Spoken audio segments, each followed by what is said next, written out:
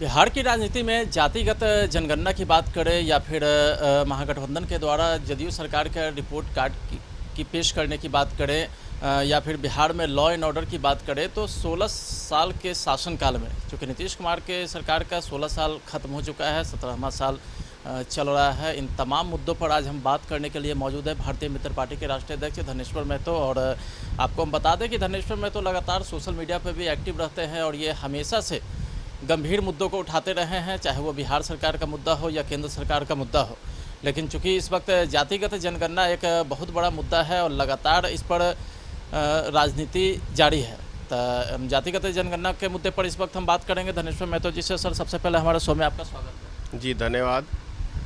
बिहार में जातिगत जनगणना के मुद्दे को लेकर के 1 जून को सर्वदलीय बैठक का आयोजन किया गया था, जिसमें महागठबंधन की तरफ से राजद, कांग्रेस, जदयू, बीजेपी, हम पार्टी, माले पार्टी, सभी पार्टी ने बैठक किया। बैठक में जातिगत जनगणना के जो मुद्दे होते हैं उस पर नीतीश कुमार के नेतृत्व में ये जो बैठक हुई थी, इसमें कहा गया कि बिहार में जातिगत जनगणना का मुद्दा नीतीश कुमार करवाएंगे और 500 करोड़ रुपये खर्च आएंगे। तो ये जातिगत जनगणना का जो मुद्दा है, ये ज़्यादा पहले ज़रूरी है या जनसंख्या नियंत्रण कानून जरूरी है? जनसंख्या नियंत्रण कानून जरूरी है, क्योंकि जिस तरीके से पॉपुलेशन बढ़ता जा रहा है, आने वाले दिनों में ऐसा लगता है कि देश में भूखमरी की स्थिति पैदा हो जाएगी। तो मैं समझता हूं कि जनगणना की बजाय जनसंख्या नियंत्रण कानून की जरूरी है। अब सवाल ये उठता है कि जनगणना किस लिए, इससे आम जनता को क्या फायदा होगा? जनगणना इसलिए सरकार कराना चाह रही है ताकि उनको एक मुद्दा मिल जाए जातिवाद की राजनीति करने का। मैं धनेश्वर महतो भारतीय मित्र पार्टी के अध्यक्ष के होने के नाते मैं इस चीज़ का विरोध करता हूं कि ये चीज़ जरूरी नहीं है। हमारे यहाँ उद्योग जरूरी है, शिक्षा बेहतर जरूरी है, रोजगार जरूरी है। इन चीज़ों पे सरकार को काम करना चाहिए। तो दुर्भाग्य की बात है, चाहे वो केंद्र की सरकार हो चाहे राज्य की सरकार हो, लोगों का ध्यान सिर्फ जो मुद्दे हैं, बुनियादी मुद्दे हैं, जो आम आदमी की जरूरत है, महंगाई के मुद्दे पे बातचीत होनी चाहिए, इन सब मुद्दों से ध्यान भटका के तो केंद्र सरकार आप देखते हैं कि वो खुदाई का काम करवाती है, शिवलिंग खुजवाने का काम करती है, मस्जिद तोड़वाने का काम करती है, मंदिर तोड़वाने का काम करती है। अभी उत्तर प्रदेश में एक मंदिर भी तोड़ा गया है योगी सरकार में, महादेव का। तो ये सब चीज़ें पे ध्यान केंद्रित आम जनता का करके लोगों का ध्यान भटका के बस सिर्फ और सिर्फ राजनीतिक रोटी सेकने का काम करती है। 500 करोड़ में मैं समझता हूँ 5 शुगर चीनी मिल लग जाएगा बिहार में, जो लाखों जनता का इससे फायदा होगा। तो मैं तो बिहार सरकार से निवेदन करूँगा कि आप ये फालतू फंड के काम में ना पड़े और उद्योग, शुगर चीनी मिल जो बिहार में बंद पड़े हैं उनको चालू कराने का काम करें। जातिगत जनगणना के मुद्दे को लेकर के तेजस्वी यादव, नीतीश कुमार देश के प्रधानमंत्री नरेंद्र मोदी से मुलाकात भी कर चुके हैं और बीजेपी का साफ तौर पर कहना है कि पहले जनसंख्या नियंत्रण कानून ज़्यादा ज़रूरी है, जातिगत जनगणना नहीं, जिसे लेकर के बीजेपी जदयू में टशन भी चल रहा है और प्रवक्ता के बीच लगातार बयानबाजी का भी दौर जारी है। देखिए, मैंने तो पहले ही कहा है आपसे कि ये सब फालतू फंड के मुद्दे हैं और इन मुद्दों से सिर्फ और सिर्फ जनता का ध्यान भटकाना। आपने पीछे देखा होगा, विधानसभा चुनाव से पहले एक पोस्टर वार चला था बिहार में। नीतीश बाबूजी ये आरजेडी का पोस्टर लगवाते थे, उल्टे सीधे आरजेडी नीतीश कुमार जी का और भाजपा का पोस्टर लगवाती थी। इससे आम जनता को क्या फायदा? मैं आम जनता की बात कर रहा हूँ। आम जनता को इन मुद्दों से क्या फायदा? आप अपनी दाल रोटी सेक रहे हैं, राजनीतिक रोटी सेक रहे हैं, इसके अलावा कुछ नहीं है। ना आरजेडी को परवाह है जनता की, ना बीजेपी को परवाह है, ना आपको क्या कहते हैं जदयू को परवाह है। आम जनता का एक सवाल है कि 500 करोड़ रुपया सरकार खर्च करेगी जनगणना पर। ये 500 जो करोड़ रुपया होंगे, ये कहीं ना कहीं आम जनता के पॉकेट से ही निकलवाने का सरकार काम करेगी। भाई, नेता अपने बाप घर से तो लाते नहीं है। राज्य सरकार का खजाना खाली होगा तो राज्य सरकार के खजाने में आम जनता का पैसा होता है, किसी नेता का पैसा सुने आप? केंद्र सरकार है, उसके खजाने में देश की जनता का पैसा है। तो ये सब फालतू के खर्चे जितने हैं, ये सिर्फ आम जनता के पैसे को बर्बाद करने का काम कर रहे हैं। संपूर्ण क्रांति दिवस मनाया जा रहा है और राजद की तरफ से जदयू सरकार का रिपोर्ट कार्ड पेश किया गया है। रिपोर्ट कार्ड में तो आपको तो पता है, चूँकि विपक्ष है तो रिपोर्ट कार्ड कैसा होगा। नीतीश कुमार के सरकार का रिपोर्ट कार्ड के बारे में कुछ आप बताइए कि 16 साल से ज़्यादा इनके सरकार का हो गया है, क्या कुछ काम हुआ? भाई एक ही काम हम तो देखते हैं बिहार में, थोड़ा रोड का काम देखते हैं, और तो कोई रोजगार से जुड़ा हुआ तो कोई काम हुआ नहीं है। रोड के काम में क्या है कि दलाली आपको बड़ी खूबी होती है।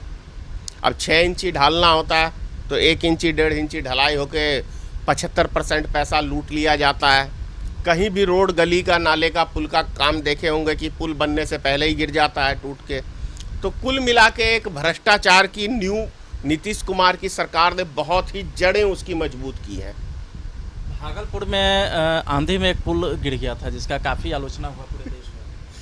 आप इतने से ही समझ लीजिए कि जब एक आंधी में पुल गिर जा रहा है तो कैसा पुल निर्माण हो रहा है बिहार के अंदर, इससे आप समझ सकते हैं। पिछले साल भी आपने देखा होगा बाढ़ के टाइम में इधर छपरा साइड में पुल एक थोड़ा सा पानी का लोड नहीं झेल सका और वो भी पुल बह गया, नया पुल। तो क्या काम हो रहा है आप समझ सकते हैं। पटना में हर जगह गड्ढे हैं, चाहे वो नमामि योजना की बात करें, चाहे सड़क बनाने की बात करें, हर जगह गड्ढे हैं। और अब चूँकि बारिश का समय आने वाला है, भाई गड्ढे में लोग गिरेंगे, लोगों की गाड़ियाँ गिरेंगी, तभी तो क्या कहते हैं वो गाड़ी वाले की गाड़ी ख़राब होगी तो जाएंगे मरम्मत कराने। तो इससे एक सरकार का मैं समझता हूँ ध्यान इसलिए गड्ढे करवाने का काम कर रही है कि इससे रोज़गार बढ़ेगा। रोज़गार बढ़ेगा, लोगों की गाड़ियाँ टूटेंगी, लोगों के हाथ पैर टूटेंगे तो अस्पताल में जाएंगे। मतलब पूरा ध्यान पब्लिक का रख रही है इस मैटर के ऊपर सरकार। तो मतलब कुल मिलाकर के अगर हम बात करें कि 16 साल से ज़्यादा सरकार के हो गए, 16 साल से ज़्यादा हुए हैं, तो आपकी नज़र में कुछ ऐसा काम बताइए जिसमें नीतीश कुमार के सरकार में जनता खुश हो। क्या काम बताएं? ऐसा कौन सा काम नीतीश कुमार बता दे, सरकार ही बता दे कि हाँ मेरे इस काम से 10 आदमी को रोज़गार मिला है। लालू जी के समय में भी लोग पलायन थे, नीतीश कुमार के सरकार में भी लोग पलायन है, बिहार से बाहर जाके अपने रोजी रोटी की तलाश में जाते हैं। तो क्या काम है इससे हम समझ सकते हैं। बिजली उद्योग की बात करते हैं, बिजली कितने घंटा ये देते हैं देहाती क्षेत्र में, इस पे बात करें नीतीश कुमार जी। अरे 24 घंटे में अगर मैं कह रहा हूँ 18 घंटे भी कंटिन्यू बिजली दे दे तो बहुत सारे उद्योग अपने आप लगा लें। सरकार तो दावा करती है कि हम पूरे गांव में बिजली पहुंचा दें। अरे भाई बिजली पहुंचाने से क्या होता है, तार लटकाने से क्या होता है, कितनी देर आपने कंटिन्यू लाइट दिया, ये महत्वपूर्ण मैटर है। बात समझ गए। शिक्षा की बात करें, स्वास्थ्य की बात करें, तो सरकार का लगातार दावा होता है कि हम शिक्षा के क्षेत्र में लड़की को इंटर पास करने पर 25,000, ग्रेजुएशन पास करने पर 50,000 दे रहे हैं, साइकिल दे रहे हैं। लेकिन बिहार की जो शिक्षा व्यवस्था है वो काफ़ी बदहाल है। भाई एक छोटे से बच्चे ने सोनू सोनू करके नाम की नीतीश कुमार जी की पोल पट्टी उनके मुंह के ऊपर खोल दी। नीतीश कुमार जी को उसी दिन इस्तीफा दे देना चाहिए था। कि एक छोटा सा बच्चा आपको जाके सार्वजनिक तौर पे आपसे सवाल जवाब कर रहा है तो ये नीतीश कुमार जी को चुल्लू भर पानी में डूब मरना चाहिए था, और उनके मंत्रालय को, शिक्षा विभाग को, कि आपकी कैसी शिक्षा व्यवस्था है कि आपके पास एक छोटा सा बच्चा जाके आपकी धज्जी उड़ा के धर दे रहा है। लेकिन सरकार ने किसी तरीके से कोई मदद नहीं की। अरे यार सरकार मदद करने के लिए नीतीश बाबू की थोड़ी ना हुई है। नीतीश बाबू को सिर्फ मदद चाहिए।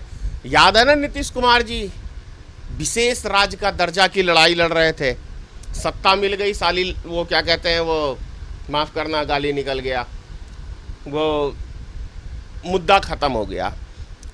हमारे प्रधानमंत्री जी मुजफ्फरपुर की रैली में कितने सौ करोड़ दे गए थे, पता ही नहीं आज तक भाई वो करोड़ कहाँ किसके हाथे लगा पता ही नहीं। और वो भी विशेष पैकेज, कौन सा विशेष पैकेज दिया, कहाँ गया, बिहार का कहाँ पे विकास हो गया, किसी ने देखा? आपने देखा? चूँकि हम लोग तो हमेशा एक पत्रकार के तौर पर हम लोग का दोनों पक्ष होता है कि सरकार में अगर कुछ काम करती है तो भी हम लोग दिखाते हैं, नहीं काम करती है तो भी दिखाती हैं। शिक्षा का अगर हम बात करें तो हम लोग देखते हैं कि सरकारी स्कूल में शिक्षा की जो व्यवस्था वो काफ़ी ख़राब है। स्वास्थ्य की अगर हम बात करें तो थोड़ा बहुत पीएमसीएच एनएमसीएच को अगर छोड़ दिया जाए तो पूरे बिहार में स्वास्थ्य सेवा की स्थिति उतनी अच्छी नहीं है। आपकी नज़र में? आप पीएमसीएच में चले जाओ, डॉक्टर लिस्ट लंबी दे देगा आपको कि ये दवाई बाहर से ले आओ। तो क्या है, शिक्षा ये स्वास्थ्य विभाग का कितनी दवाइयाँ देती हैं, बेमतलब का एक घोटाला है ये भी।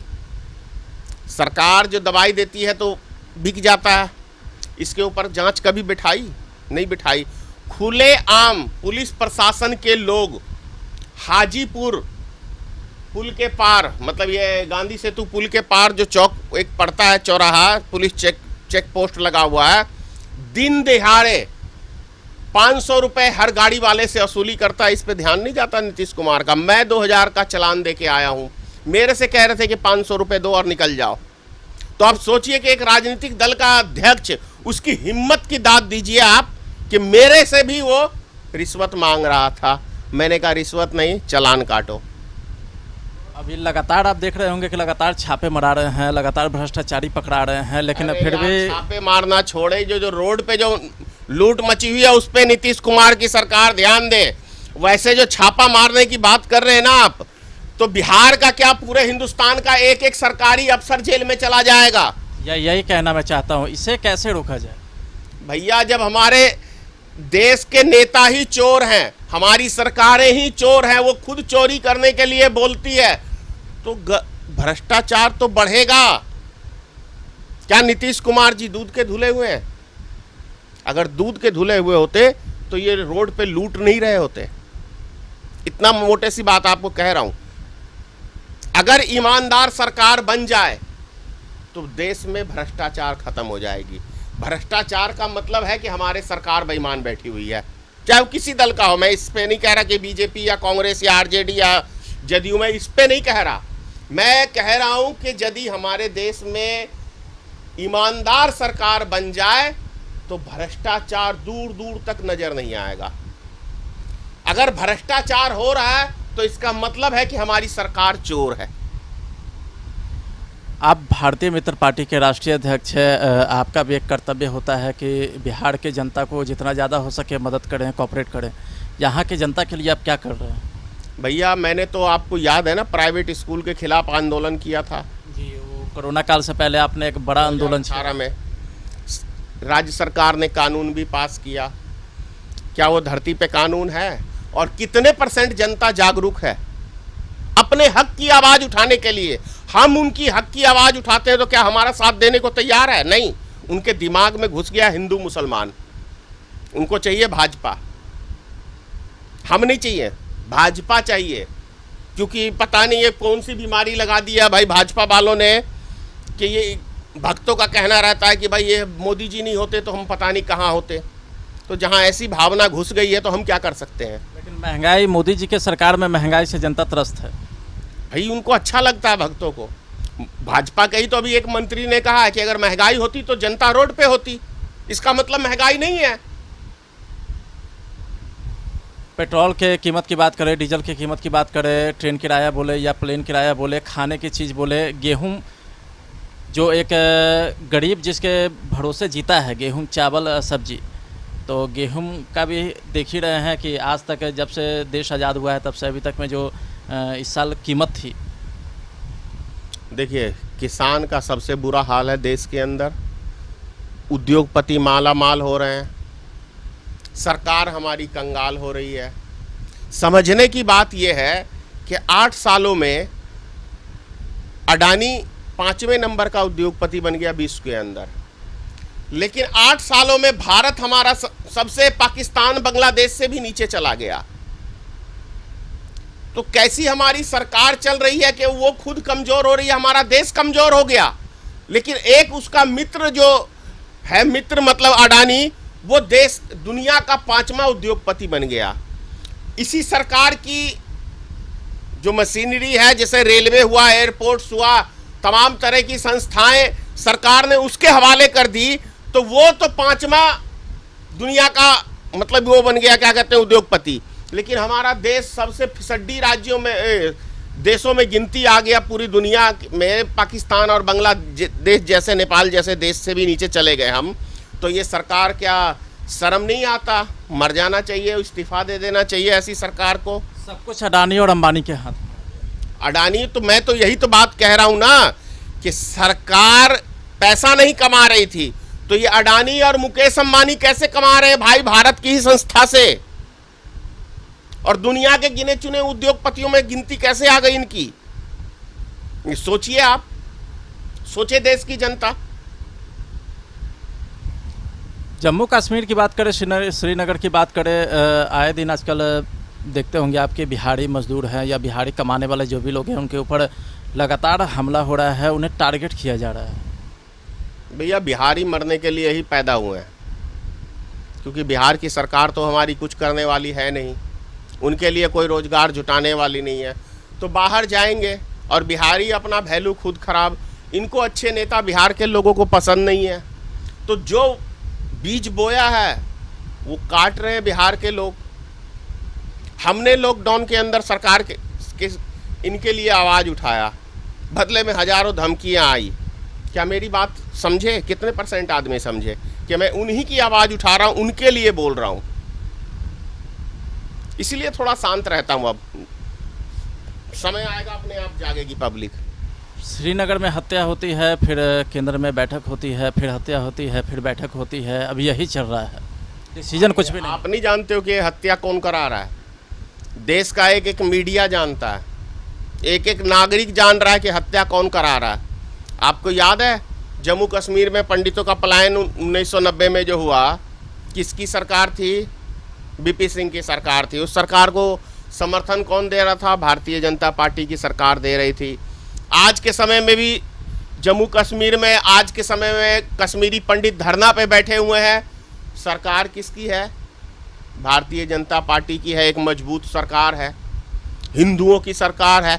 फिर भी जम्मू कश्मीर में हिंदुओं की हत्या हो रही है और भाजपा सरकार के खिलाफ जम्मू कश्मीर के पंडित वहां धरने पे बैठे हुए हैं। कितने मीडिया दिखा रही है इस चीज को? सोशल मीडिया पे आप लगातार एक्टिव रहते हैं और जनहित का जो भी मुद्दा होता है वो आप लगातार उठाते हैं, चाहे वो मधुबनी हो, पटना हो या दिल्ली हो, आप जहां भी जाते हैं वहां जनहित के मुद्दों को आप लगातार सोशल मीडिया के जरिए उठाने का प्रयास करते हैं। देखिए, मैं देश का सबसे पहले नेता से पहले मैं एक आम नागरिक हूँ, और आम नागरिक की हैसियत से मेरी भी जवाबदेही बनती है कि कहीं कोई भ्रष्टाचार, कहीं कोई अत्याचार हो तो मैं एक आम नागरिक की हैसियत से और एक राजनीतिक दल का अध्यक्ष होने के नाते मेरा फर्ज बनता है कि मैं आवाज़ उठाऊं। वही काम मैं कर रहा हूं। आप एक सफल बिजनेसमैन हैं और चूँकि केंद्र में बीजेपी की सरकार है, तो चूँकि आप एक बिजनेसमैन हैं तो आप बढ़िया से बता सकते हैं कि जब से बीजेपी की सरकार केंद्र में आई है, बिजनेसमैन के लिए कितना वो ठीक है? बिजनेसमैन के लिए कितना ठीक है बीजेपी? बीजेपी 100 में 100% बिजनेसमैन के लिए ठीक है। वो किन बिजनेसमैन को लिए? जो अरबों खरबों के बिजनेस कर रहे हैं उनके लिए। मिडिल क्लास के लिए बहुत बड़ी दुश्मन है। वरना ऐसा नहीं होता तो सिर्फ अडानी और मुकेश अंबानी माला माल नहीं होते, जैसा माला माल नहीं होते, तब हर एक बिजनेसमैन माला माल हो गया होता। तो बिजनेसमैन केवल अडानी और मुकेश अंबानी के लिए, जो देश के अभी 5 में 6ठे नंबर के दुनिया के उद्योगपति बन गए हैं, इनके लिए ठीक है, बाकी सबके लिए खराब है। कैसे प्रभावित हुए मिडिल क्लास के लिए? भाई ऐसा है, मिडिल क्लास अभी मान के चलिए कोई सामान उन्होंने खरीदा, अगले दिन उसकी या तो बहुत ज़्यादा रेट गिर जाता है या फिर उनकी पूंजी नहीं है कि वो स्टॉक कर सकें, वो झेल सकें। मिडिल क्लास को फ़ायदा क्या हुआ ये बताइए ना बीजेपी के आने से? कितने दिन आपको कामकाज बंद रहा है? नोटबंदी में 2 महीना बंद रहा, सबकी दुकानें, कमर टूट गई, छोटे व्यापारी तो मर गए। उसके बाद आपको जबरन लॉकडाउन लगाया 3 महीने के लिए। सोचिए, एक किराया की दुकान, ऊपर से स्टाफ का खर्चा, जो 1-2 लाख की पूंजी लेके बिजनेस कर रहा है, वो व्यक्ति कहाँ से वो 1-2 लाख रुपए तो 2-3 महीने में ख़त्म कर देगा। वो तो आ गया जीरो पे, आ गया ना जीरो पे। तो इसलिए नरेंद्र मोदी छोटे व्यापारी के दुश्मन है, और जो माला माल है उनके तो भैया उनके पास पूंजी की कमी है नहीं। वैसे व्यापारी को अगर यदि हल्का भी घाटा लगता तो आपको याद ही है, अडानी का 4.5 लाख करोड़ रुपया माफ़ किया, मुकेश अंबानी का माफ़ किया और पता नहीं कितने उद्योगपतियों का माफ़ किया। तो ये तो उनके मित्र हैं, तो मित्र के लिए फिदा हैं। तो मिडिल क्लास के लिए सरकार की तरफ से कोई मिडिल क्लास की कौन सी सुविधा दे दी है? मिडिल क्लास को कौन सी सुविधा दे दिया सरकार ने? क्या 5 पैसे का मदद किया है? क्या किसी का लोन माफ़ कर दिया है? या आम जनता का लोन माफ़ किया, किसानों का लोन माफ़ किया है? लोन तो सिर्फ इस देश में जो जाने माने उद्योगपति हैं उनका माफ़ हुआ है, और भारत सरकार ही पैसा उनको दे रही है भारत की संपत्ति खरीदने के लिए। 5 जून को विश्व पर्यावरण सुरक्षा दिवस मनाया जाता है। बिहार के लोगों को क्या मैसेज दीजिएगा? चूँकि गर्मी बहुत ज़्यादा पड़ती है, गर्मी के मौसम में, बारिश के मौसम में बारिश बहुत ज़्यादा होती है। हम तो एक ही बात कहेंगे बिहार की जनता को, पर्यावरण बचाने के लिए हर व्यक्ति पेड़ लगाए। हरियाली बहुत ज़रूरी है। आज गर्मी इतनी क्यों पड़ रही है? क्योंकि पेड़ पौधे हमारे देश से ख़त्म होते जा रहे हैं। आप यकीन करेंगे, मैंने 10,000 पेड़ लगाया है। 10,000। तो इस वक्त हमारे साथ भारतीय मित्र पार्टी के राष्ट्रीय अध्यक्ष धनेश्वर महतो मौजूद थे। बिहार के सियासत से लेकर के केंद्र की सियासत तक का जितने भी मुद्दे होते हैं, जो भी गंभीर मुद्दे हैं जिनसे जनता त्रस्त है, उन सब चीज़ों पे हम लगातार इनसे बात कर रहे थे। आप देखते रहिए plus news. Camera person Prem Kumar के साथ।